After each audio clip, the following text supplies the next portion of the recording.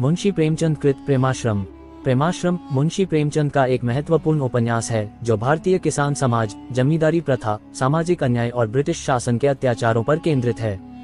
यह उनके आरंभिक काल का उपन्यास है जिसमें उन्होंने समाज के शोषित वर्ग, विशेषकर किसानों की समस्याओं को सजीव रूप में चित्रित किया है। कहानी अवध के एक गांव बेलारी की है जहां किसान और जमींदारों के बीच शोषण और अन्याय की खाई बनी हुई है। उपन्यास के नायक पंडित उदयभानु एक पढ़े लिखे, संवेदनशील और न्यायप्रिय व्यक्ति हैं जो गांव में सुधार लाने के इच्छुक हैं। वे किसानों की समस्याओं को समझते हैं और उनके पक्ष में खड़े होते हैं। उनका बेटा प्रेमशंकर शिक्षित और आदर्शवादी युवक है जो समाज में बदलाव लाने के सपने देखता है।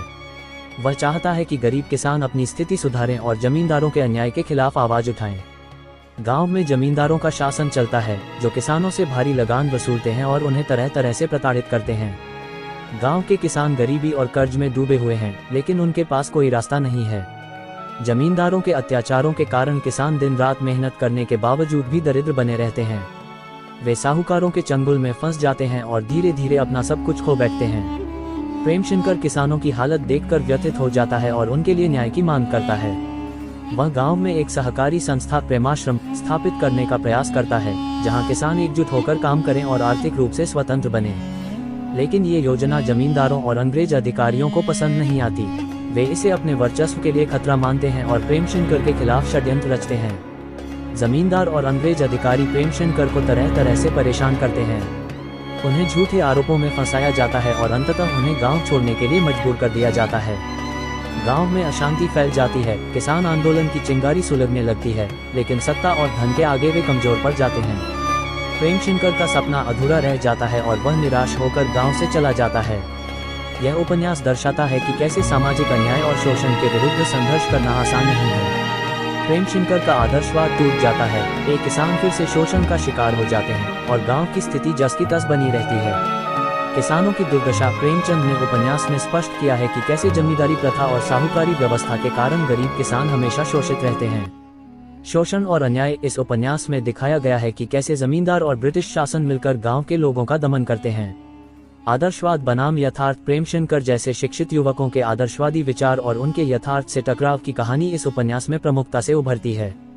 संघर्ष और हार। यह उपन्यास बताता है कि बदलाव लाने का संघर्ष कितना कठिन होता है और कई बार आदर्शवादी व्यक्ति समाज के क्रूर सच के आगे हार जाता है। मुंशी प्रेमचंद का उपन्यास प्रेमाश्रम भारतीय किसान जीवन, जमींदारी व्यवस्था और ब्रिटिश शासन के अत्याचारों को उजागर करता है। ये प्रेमचंद का पहला हिंदी उपन्यास था जिसमें उन्होंने किसानों के आर्थिक और सामाजिक शोषण को प्रमुखता से दर्शाया। उपन्यास का मुख्य उद्देश्य किसानों की पीड़ा को चित्रित करना और सामाजिक सुधार की आवश्यकता को रेखांकित करना था। उपन्यास की कहानी अवध के बेलारी गांव में घटित होती है जहां जमींदारों और साहूकारों का वर्चस्व है। यहां के किसान गरीब हैं और कर्ज में डूबे हुए हैं। पंडित उदयभानु गांव के प्रतिष्ठित व्यक्ति हैं जो जमींदारों और अधिकारियों से दबे रहते हैं। प्रेमशंकर उदयभानु के पुत्र शिक्षित और आदर्शवादी युवक हैं। वे किसानों की हालत सुधारना चाहते हैं।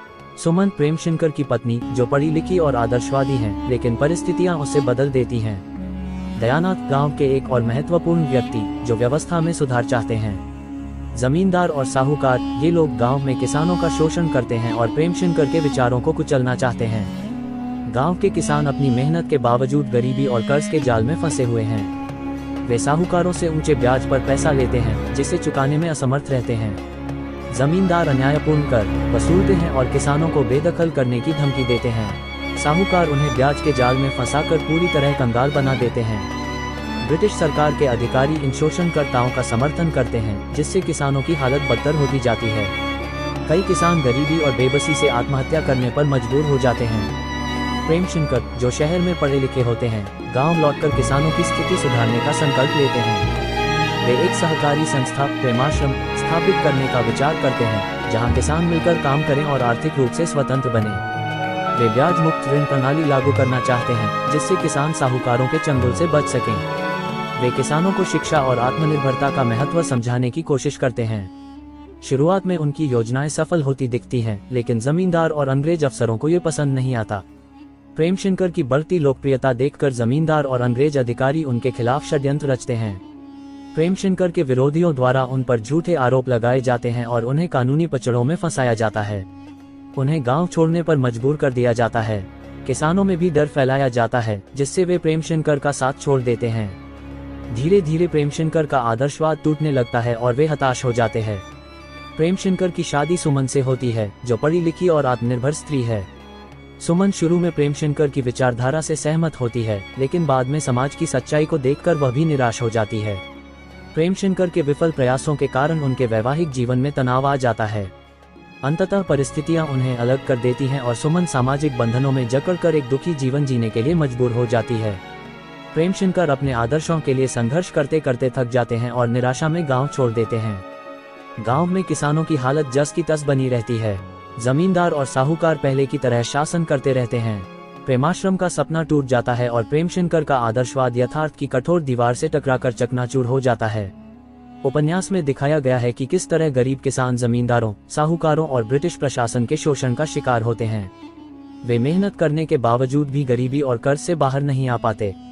प्रेमशंकर की कहानी ये दर्शाती है कि समाज सुधार के प्रयास कितने कठिन होते हैं। उनका आदर्शवाद सत्ता, लालच और समाज की निष्क्रियता के कारण विफल हो जाता है।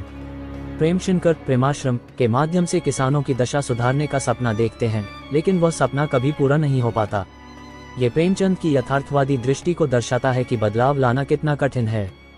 सुमन का जीवन ये दिखाता है कि कैसे एक शिक्षित और आत्मनिर्भर स्त्री भी समाज में स्वतंत्र रूप से जीवन नहीं जी सकती।